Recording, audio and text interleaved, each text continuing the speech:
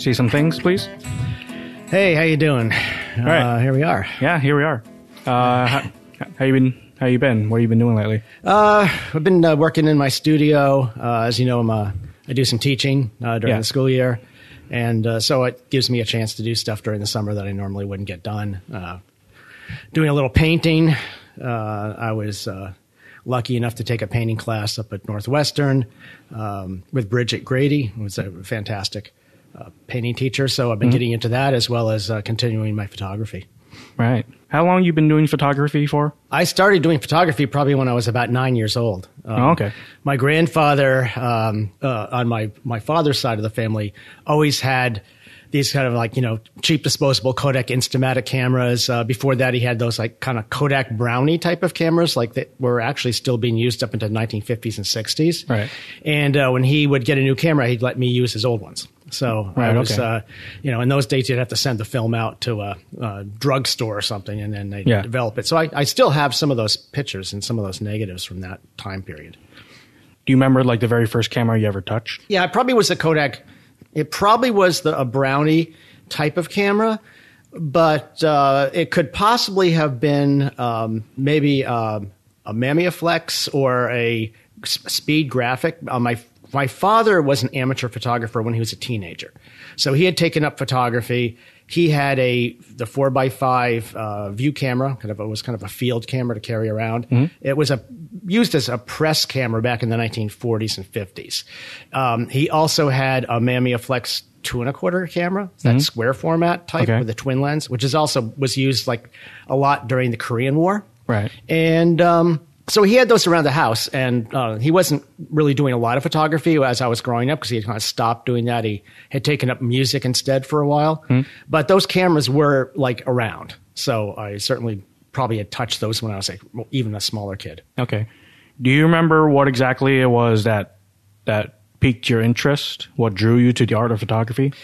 Well, I had seen some of my dad's stuff. My mother's father also did a little bit of photography too back in his day, although I really wasn't aware of that till later on in my life when he passed away. He got a lot of his old negatives.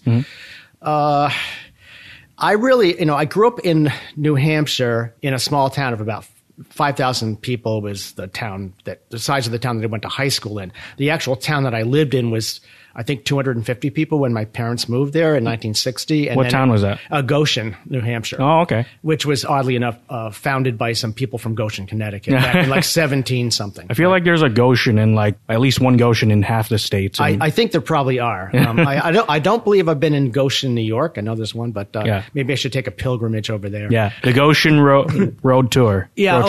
So I really, the library did not have that many photo books in it. Yeah. My dad had a couple. He had the kind of big compilation books that like Life magazine would put out, or there'd be like a camera annual type of book that would come out, and he had some from the 1940s. So I got to see some of those photographs, but really those are the only like art photographs or even documentary photographs I saw. It was really it was National Geographic, Life magazine. That was about it. Oh, okay. Were you active doing photography like in your teen years? Were you really into it? I got into it a little more in high school because my dad let me use some of his 35 millimeter cameras that he had. And I had a friend who had a darkroom set up in his basement. So I would go down there and kind of screw around with his stuff and do some printing. We started a photo club in the high school, but it was only like 3 of us, and we did it in a janitor's closet that wasn't being used. So you can imagine there was like no ventilation in there. And I'm sure, but it didn't affect me none. These kids getting high off photochemicals, right? By accident, but that was about it, And then I got to college. I was going to be a veterinarian, so I was studying animal sciences. Where for undergrad? This is University of New Hampshire. Okay. And so they make you take liberal arts classes in order to graduate. That's part of the requirement. So I'm like, well, what can I take? And I'm like, maybe I'll take an art class. So I said, I can't paint, I can't draw, but maybe I'll take photography. So I signed up for photography class, and I really fell in love with it. I liked it a lot. I ended up taking all the classes they had with Dick Merritt, who was the teacher there for many, many decades. He has now passed away. He was a fantastic teacher. And as a result of that, I got my courage up and I took a drawing class. I studied ceramics. Ended up getting my degree in animal sciences. Thought I might go into research, but I had a couple art teachers that were so good, I really started rethinking this and thought, well, I really would like to teach art. Right. And so I needed to get a Master of Fine Arts degree in order to do that in a college level. And you went to the Rhode Island School of Design. Right. And I ended up going to the Rhode Island School of Design. I had worked for 3 years with emotionally disturbed kids. That was a job my wife and I got right out of college. And during that time period, I built up a portfolio and sent it around to places. Most of the places it was not well received. They were basically saying to me, well, why would you even think you could apply for a Master of Fine Arts degree when you don't have a Bachelor of Fine Arts degree, especially from our esteemed institution or whatever. So I figured, well, maybe I better take art classes and get a Bachelor of Fine Arts degree first. I had gone down to RISD because I, had a good reputation at the time. So I went down there and I talked to somebody at admissions. They sent me over to talk to a guy in the architecture department who was sort of the gatekeeper for admissions people. And so I talked to him, showed him my portfolio. He sent me over to the guy that was the head of the photo department at the time, Gary Metz. Mm-hmm. And so I showed him the portfolio and said, I would really like to consider coming here and taking some undergraduate courses so that I could work my way, up and try to get into a graduate school somewhere. So he looked at the portfolio, gave me a call like 2 days later and said, well, how would you like to be in the program? And I said, what program? I said, the master's program. I said, the master's program? Wow. So I was lucky. He was looking for people who may not have had an art background necessarily. Mm-hmm. So he wanted people like that. He wanted people from the sciences. He wanted people that were all different ages. I was pretty young at the time, but I looked like 25. Mm-hmm. But we had sociology people in the department. We had psychology people. We had people who had studied photography. We had people that studied painting, people that studied art history. So it's kind of a mixed bag of people that I think made it a more dynamic situation than just if everybody had studied photography as an undergraduate, it might have been kind of boring. Yeah. Yeah. So when did you graduate from RISD? 1985, which is now it's like 1985. Oh my God! How many years ago was that? I don't know. I was trying to figure out when you were there to see if maybe your time had coincided with like people from Talking Heads or something. Or they were before me, so it would have been a decade earlier, I think. About that, I believe. Yeah. And Martin Mull, the comedian, had also gone a lot earlier. He, the actor and comedian? Yeah. Martin Mull? Yeah, he got in there. Okay. He'd studied painting there. He's actually a fantastic painter. You should look him up online. Cool. Or I can't remember if Seth MacFarlane would have been like in your... Seth MacFarlane was after me. Okay. So he was probably 90s. He probably was maybe 15 years after me, somewhere around there. So, I know Seth's father. I worked with him really? in Litchfield, yeah. Seth was actually supposed to come and talk to the art department when I was at the Foreman School. Right. He had to cancel the visit because he had gotten a call from Hanna-Barbera at the time. Yeah. And they were flying him out to California to sign the initial contract with them for the Family Guy. Right. For which I believe he was paid the Family Guy. The Family Guy, and I believe he was paid initially $150,000 for the rights to it, but then he was also, made executive producer too, if I recall at the time. So that was usually when people make TV shows, like they write a pilot. Yeah, they are the creator of that show, right? And then it's assumed that most of the time the creator will also be the showrunner. It's their vision. They're going to be the ones in charge of making sure it's what it's supposed to be. Yeah. And so showrunners they don't get. When you watch the credits in like a TV show, they don't get the title of showrunner, but they are the last name you see like at the end of the show that says executive producer. Yeah. So exactly. So my understanding is did that initial round of the show.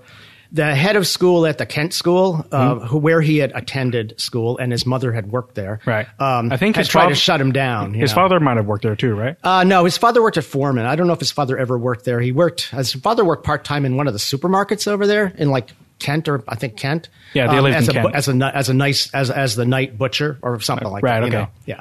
So really nice guy. He had a great voice. So that's where Seth got his voice from, as his dad. Yeah, he was a folk singer. He grew up in like Boston or something. Yeah, I believe so. Yeah. fantastic fellow. I haven't seen him for quite a long time either. I think he's still around, right? Yeah, I think he is. I know that. I think his mom had moved out to California for a while, and she was working at a school out there, and then believe she passed away. Yeah. Now where the dad is, I don't know whether he's in California or he stayed in Kent. I don't know. I have to ask around.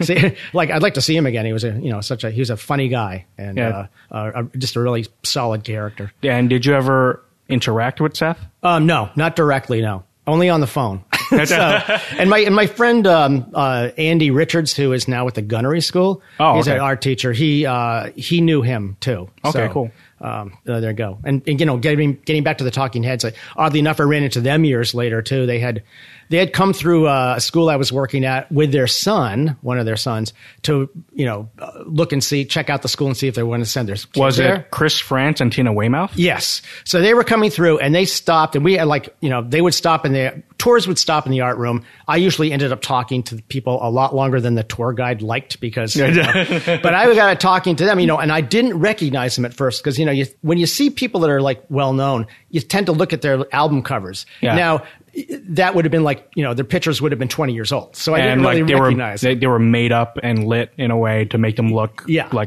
look the way for the album cover. Right. So instead of being real people. I had a really great conversation with them. It was really fun but it took me literally it was embarrassing because it was 10 minutes into it is when I realized who I was talking to. Holy shit. I was talking to Chris France and Tina Weymouth from Talking Heads. So I got to know them a bit and through their son, and they invited my wife and I over to Providence to see one of their shows of the Tom Tom Club, which is their new group. So we got to go backstage at the Tom Tom and hang out with them, and then go to the concert. And hear them shit talk David Byrne. Yeah, well, he had a lot of stuff. Tina had a lot of stories about David Byrne and what was going on there. And I don't want to go into it, but it's one of those things, one of those breakups where the relationship just stopped one day. Yeah. With no notice. And they just do not like each other. If you saw them being inducted into the Rock and Roll Hall of Fame and then they did the performance after, you could see it was just they don't want to be on stage with each other. No, they don't, I don't think. And they just wanted to move on and do their own thing with the Tom Tom Club and other ventures they were trying to do, And Chris and Tina, I think they live in Fairfield now, don't they? Yeah, I believe they live in Fairfield County. I'm not sure I think they live in Westport. They might, yeah, I think it's Westport. With the rest of all the famous people like Christopher Walken or Keith Richards. Right, yeah. I'm fairly. I haven't been down to that part. I go by it all the time because my daughter lives in Westchester County, so we go through there. And she used to live in Fairfield too, so right. I'm well aware of that area. Nice area. Yeah. What exactly would you say your work in photography draws towards? What subjects do you photograph? Do you find yourself photographing? That's something I've been thinking about a lot because I've been doing it for so long. I guess I started out being like more rocks and trees. Okay. As my wife would say, you just photograph rocks and trees. I did get into portraiture and some, figurative work too over the years. I like to pick a project and then I'll do it for a while, or that'll help guide me when I'm out looking. Because, if you just go out and go I'm just going to take some pictures, sometimes the more open you are, the harder it is to do that. Right. But if you set some limits to yourself and say, I'm only looking for this particular type of thing, you actually see more things. Right. Yeah. So I guess most of my work right now was based on a book I was working on that was a family genealogy, but it really didn't have any pictures of my family in it. Hopefully that'll be at 5 Points Gallery the next couple of years. Oh, okay. And it's pretty big. We had to figure out how to open it out. It's a accordion fold book, and it's 68 feet long when you open it up. Oh, okay. So it's pretty large size. Right. The other thing I've been working on I worked on for 10 years with the Daily Scans project. So I was using a flatbed scanner, or still using one, to make images. And the reason I started this back in 2000 was because the digital cameras at that time just did not have the resolution that I wanted. Right. Unless I was willing to pay $20,000 for a camera or something. Yeah. And, which is, that kind of camera is now outstripped by an average cell phone camera. But it wasn't good enough, but the scanners they were pretty high resolution. So I would lay objects down on there and try to do a scan every day as sort of a discipline type of thing. Is that kind of like a cameraless negative? What you do is you just come up with a digital file. Now I could change those into negatives to make prints from those possibly, but they're just basically, digital files that I make prints from, and the prints can be of varied sizes. Oh, okay. So I did that for 10 years. I stopped in 2011, and I just picked it up again this year. Right. And so my newer work, I think I'm better at it now, having taken a break from it. Mm-hmm. The other thing that I've added into the mix is what I try to do is I try to take one object or one element from the day before and incorporate it into the current day. Okay. And so there's a chain of objects that kind of like are interrelated. Some kind of continuity. There's a continuity to it between days. Yeah. Okay. So that's what I've been doing. What would you say is your favorite type of subject or technique for photography, if you have one? I think my favorite technique probably is very like the old school type of thing with a twin lens reflex camera, medium format. Like if I was on a desert island, I had one camera. Right. That's what I'd have. I like doing the darkroom printing. I think that's fantastic. I also found I like digitalizing the analog negatives and then making prints out of those on my printers. I have two printers up there I can work with. And I like it because I can change the tonality and control that a lot better than in the darkroom. Right. And there's a wider variety of paper types of surfaces that you can use with digital printing. Right. And the quality of it is fantastic. I mean, as far as color photography goes, it blows it out of the water. I never really liked color photography. It just seemed like it was difficult to do. It was expensive. Mm-hmm. And those C prints that people were making, they always fade after a certain amount of time. They change their color balance and they just sort of disappear. So they're not really an archival process at all. However, the digital color, if you do it right, they say, I don't know if it's true, but they say it can last 80 to 100 years. Wow. Without color fading.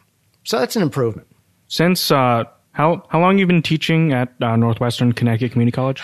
I started there in 2010, in the fall of 2010. I was team teaching with Sue Berg. Mm-hmm. We were doing the digital imaging class. I guess maybe it was called image manipulation. I'm trying to think of what they called it then. And I basically just came in to help her out because I had taught that course back in 2005 once at the college. Kind of, heavily Photoshop kind of stuff. Yeah. But I did that and just came in to help her out. And then the next spring, in the spring of 2011, that's when they hired me to teach the photography classes. A couple years ago, they closed down the darkroom Right, they did. They closed the darkroom down, and they changed everything over to digital. They also got rid of the certificate program. Yeah. It was like it was a change in the way the college was trying to make offerings for students, and a lot of it had gone into nursing and vet tech. That was where they were putting their efforts at the time. I think they still are.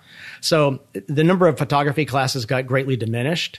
Mm-hmm. And as a result, like right now, I'm not teaching a class. I haven't done it for like a year because they just don't have a class for me to teach at the moment. Right. Do you have a place where you say a darkroom where you develop photos that's not the college now? Because no, I don't. I don't have one. I do have enlargers, but I have them in storage. Right. And I haven't set one up in my, I have a condo and that's where my studio is on the second floor of this condo, which is a wonderful space, but it's just not really set up to make it into a darkroom at this point. Right. So that's why I've been doing mostly digital photography and digital printing. I'm hoping to find one.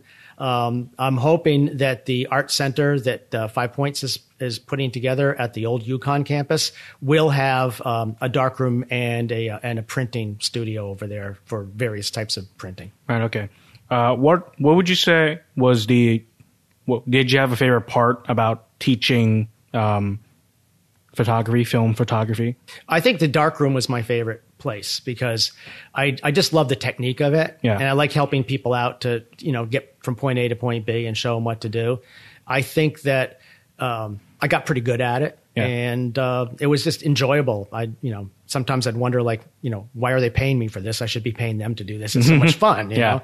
So I think that's what I like. I like it a lot better than teaching digital photography, which is fun too, but I find that people are so fixated on the computer, and when they get in front of the computer, that sometimes you don't get as much done, even though it's supposedly faster than the darkroom. Than you do in the darkroom. Yeah, my first experience with any type of photography in a serious capacity, you could say, was our class, our Photo 1 class in the fall of 2016.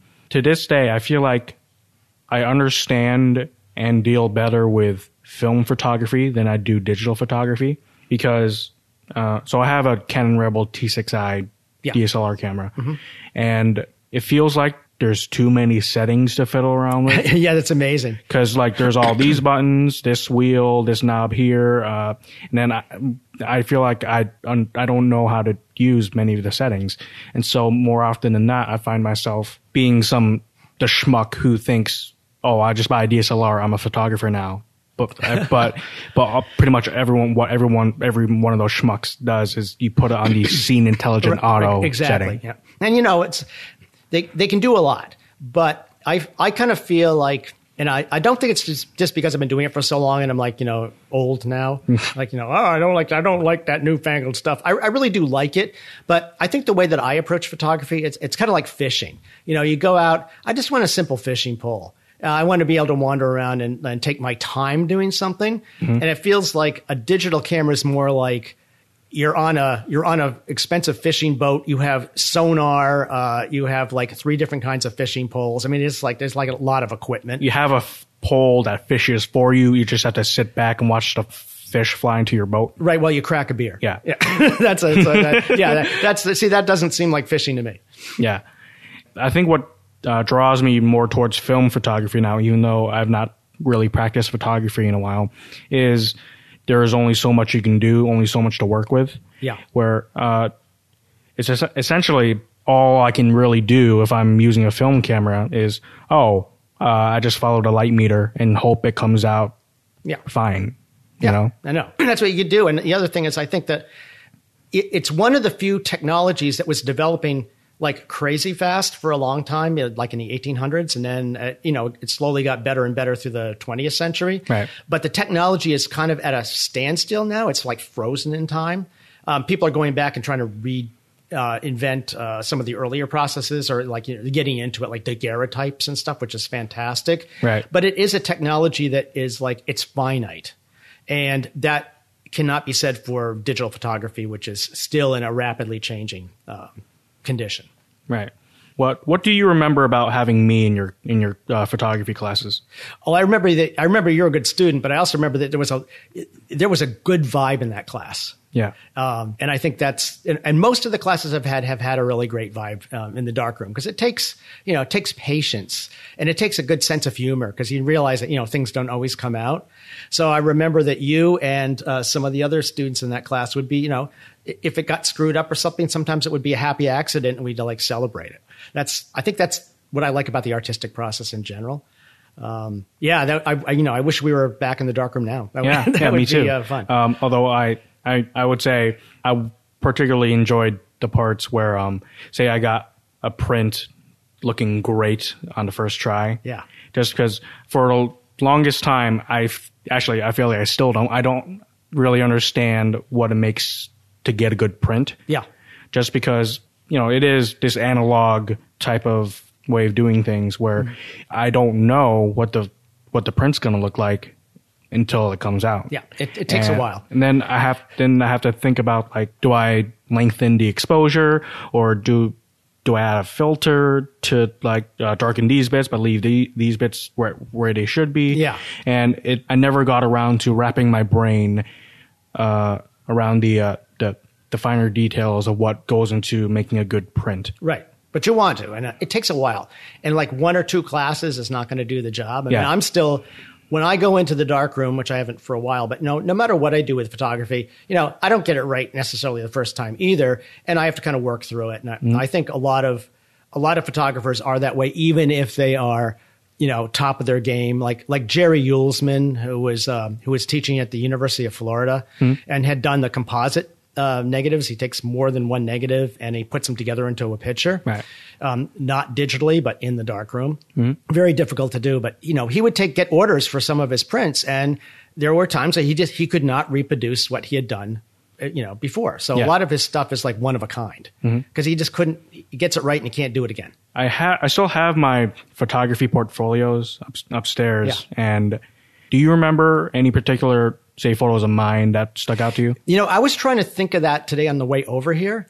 And I just, you know, I've seen so many thousands of pictures. So like, you know, you should definitely show them to me again. What was it? You did some self-portraits though, if I recall. Yeah, I recall the self-portraits. There was one where it was in the photo one class, one of the assignments was to imitate a particular photo you liked. Yeah. I chose a self-portrait done by Stanley Kubrick. Yes. Where he's like kind of holding the camera like this.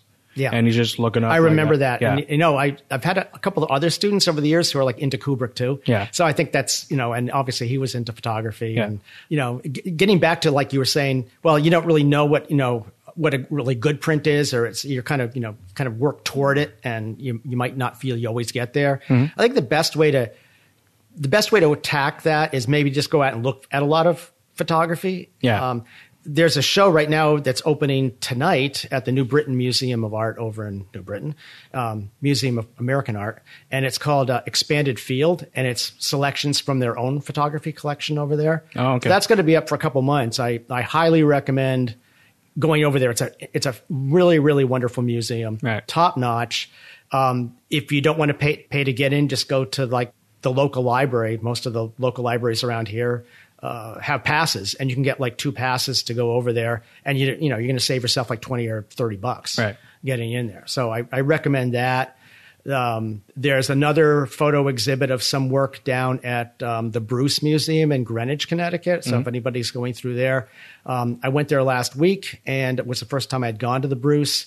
They're about to embark on I believe it's an $80 million expansion project. Okay. So it's a good museum now. It's going to be even better. They have some photography too, and a lot of great nature stuff, you know. Right. So, you know, Yale too. Yale has a wonderful collection, and their art museum is absolutely 100% free to get in. Oh. And so is the British Museum of Art, Gallery of Art, which is right across the street. I think it's on Chapel Street. And that's also free to get in, and they oftentimes show British photography.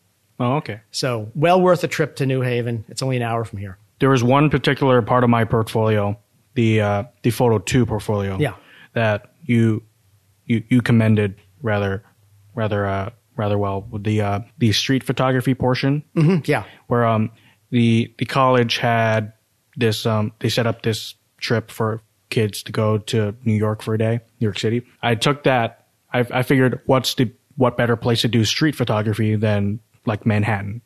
And so I used the opportunity to just take what felt like maybe 2 or 3 rolls of film, 2 or 3 rolls worth of photos, just walking around Manhattan and snapping photos of like this guy who was painted silver, or a couple of rap artists selling their CDs on the street. Yeah. Or a bunch of other stuff. I can't remember off the top of my head, but you were in was it some of the pictures taken around Broadway, like 42nd Street, or might have been.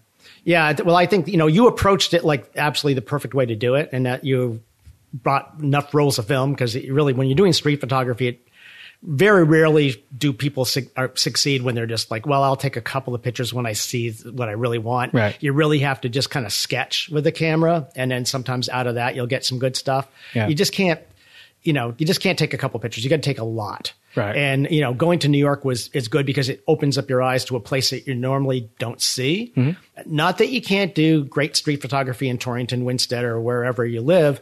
It's just that sometimes I think that there's great stuff, but you don't see it because you see it every day. And so you're not really seeing it. Yeah. And, one of the few prints I thought were really good, that were like the best parts of that section of my portfolio was, I think it was a photo of like a food truck or something. Yeah. And at some point, I think it got double exposed onto a single frame with a different photo, with a different shot. And when I went to print that, I thought it was so cool that like it's this one frame of like, I guess people walking on the street or something superimposed upon the window of this food truck that kind of framed the frame. Yeah, and I think that's one of those happy accidents. Yeah, you do that, and you know some people have gone out of their way to do that. They'll double expose, all the time just to try to make that layering effect on it. Like Harry Callahan did that. It was a photographer, very active in the 1950s and 60s and 70s, and some of his stuff is like that too. Yeah. And I think it works really well. Yeah. And then there was one where I'm not sure what they were doing. I think there was just a bunch of guys with like black trench coats on or something. They might have been part of a film production, maybe. I'm not sure. But I caught this guy kind of looking in my direction. He was like smoking a cigarette or something. And he looked, on that particular moment in time, it kind of looked like he was out of place. Yeah. Like he was totally like photoshopped into this environment, even though you could tell like he kind of belonged there because he was just wearing the same stuff as the other people in the background. But still, it was like maybe something was a little bit like set up. He's a smoking man from the X-Files or something. Yeah, yeah. Well, it's a great thing about New York City is they do, weird things happen. And I know that my son-in-law Damon has taken up photography in the last couple of years and has got like really good at it. And he's done some street photography in New York because he's a New York City detective. So he was a beat cop for like on Fifth Avenue area for a long time. He knows the city really, really well. And part of his beat used to be like where they filmed Saturday Night Live. And so he got to know like all the people that were like working there too. So he got some pretty good shots of like, people in that area. And I think he's gonna be retiring from the force in a couple of years. And I believe he's going to take up wedding photography and and make that his business. Right. Yeah. Because he loves it. Right. And here's a guy that started later in life doing photography. Yeah. Speaking of people who started later in life, you in class, you showed us this documentary about this woman named Vivian Maier. Yeah. Who apparently just had a bunch of undeveloped film in boxes in her home, and then someone just like found them or by happenstance bought them at an auction. Then this guy, John Maloof, made this documentary about her work and him discovering her work. And now it's like a new lost chapter in this history of American photography has been unveiled to us in recent years. And, it's a fascinating story. You're absolutely right. She was a nanny for many years, or for her career. Very odd person, very much kind of kept to herself, except when she was out with her kids. And for some reason or other, like both like made tape recordings, films, and did a lot of photography like the entire time, which hardly anybody ever saw. And she hardly made any prints from them either. I mean, she didn't make them herself. She sent them out to be done. And certainly there were some prints made, but like only a very small fraction of the, 100,000 negatives or whatever she had. When she passed away, payment was not made on her storage unit. And so they auctioned it off. And I believe that Maloof had bought a large chunk of it, not knowing what it was. He thought it was just some pictures of Chicago because he was a real estate guy and wanted to come up with a book about history of Chicago. And another guy, I believe one or two guys bought some of this stuff too. And that's a whole nother like almost like cloak and dagger thing of trying to like put all this stuff together and like who's going to take credit for it. Because once they discovered that her stuff was like really good, both Maloof and the other guys were like kind of in competition with each other. And I believe there are currently two websites that are different. And there's also two films that are different too. And the other guy made his documentary before John Maloof. Yes, he did. But Maloof's is the one that really gained traction. That's right. I believe the BBC did one too. I'm not sure what they called, but they did one. And there's her photographs, I believe, to be very, very good. Yeah. I mean, I really enjoy looking at them. The only debate that I've heard about her work is that, well, she never really culled them. She never selected what she wanted to be seen. Yeah. In fact, maybe she didn't even want them to be seen, but who knows, So is that different than somebody like, Ansel Adams who, went through his negatives, picked the ones he wanted, made the prints, signed them, they're numbered, That's a lot different than her approach, which was basically nothing. And it all fell on people after the fact. So, some people are like, well, does that really make her stuff legit? I think it does. I think that it's like, she took photos and then had them. Yeah. Well, it's like a composer who maybe, I think a lot of Mozart stuff and certainly some of Beethoven's were like discovered hundreds of years after they were written in somebody's closet. Yeah. So. Well, I mean, it's weird to think that like with people like Ansel Adams or photographers who are really curating their work just in terms of whichever bits they officially release to the world. Since Vivian Maier didn't do that, she just kept all these. Perhaps she didn't develop most of her work. All these rolls of film. It's almost like since we're discovering them they've been developed the first time in the last decade, and we're discovering them. It's almost like we're trying to curate her work for her. Yes, because we're trying to figure out which one of these are the best ones, or people just looking like this one happens to be my favorite. I'm not sure. Maybe it's the best one out of this bunch, but it's my favorite. Yeah, and she did such a wide variety of subject matter. Her compositions are like very solid. And I think that's what, and the subject matter makes it very appealing. She had a way to get like up in people's face and get a picture of them, somebody that you might not approach, which is kind of weird because she was such a recluse herself and such a private person. But being a private person, she was still able to like step forward and get into somebody else's space long enough to get a photograph of them without seeming to be intimidating. I think part of that was she was just like an unassuming, non-threatening woman walking around Chicago, but also because she had this particular camera, a Rolleiflex. Something. Yeah, I believe she was using Rollies. That was it doesn't have like when people think of regular cameras, it's like a viewfinder you put up to your face and then you take the photo. Yeah, but this one is so the lens, of course, points outward, but then the viewfinder is you look down at it. Yeah. And then you see whatever's in front of the lens. Right. You're holding the camera down. I have Mamiaflexes, which are another brand of the same type of design of camera. That's the one I really like using. But you are looking down, and for some reason or other, that seems less intimidating to people than if you have a camera that you're like shoving in their face and you have it up to your eyes. Mm-hmm. So in a way, it's a little more stealthy. Yeah. Yeah, it's a psychological thing. Right. It's like one of the reasons that, professional photographers often would use black cameras. It costs more to get a black Nikon than it would be to get one that was black and silver. Right. Because it's more low key to have a black camera. Mm-hmm. And so a lot of photographers prefer that, especially if they're doing public photography, because they don't want the camera to, draw attention to itself. Right.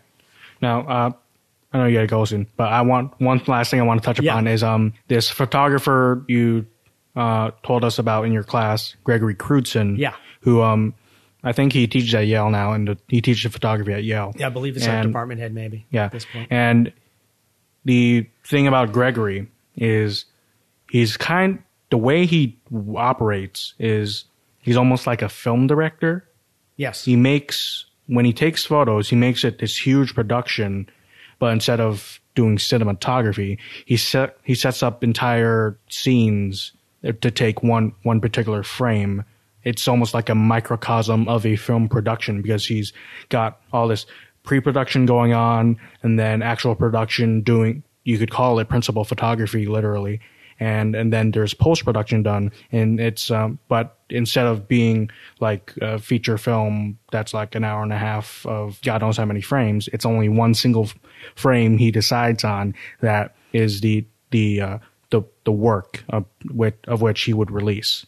Yes, it's a narrative that's within a frozen moment. In post-production, what he does is he might take 40 or so pictures of the same scene with slight differences in it, maybe slight differences in lighting or position of the figures. Right. And then what he does is in post-production, he has a Photoshop guru that works with him, and then they cut pieces out and like reassemble it to get the best. So he might say, I really like the one where the light was this color balance in this window, but I like the way that this other thing was in the other window. So they'll mix and match the pieces of the digital files and then create a composite. But it doesn't look like a composite. It looks like it's just a straight up photograph. Yeah. Now, if you want to see some of his work, and the prints are quite large, Yale sometimes has them up. They have them in their collection. They're the kind of pictures that you look at and you just get that certain mood up from it. It just really hits you.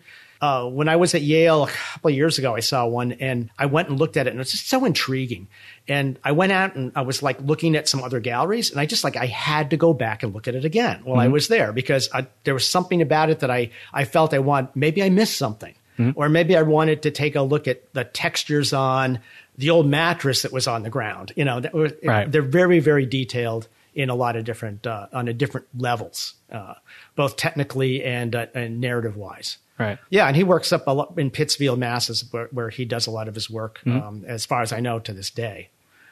And did you ever meet him? I've met him twice, I believe. I met him at the Society for Photographic Education conference years ago, and where I think he might have been the keynote speaker.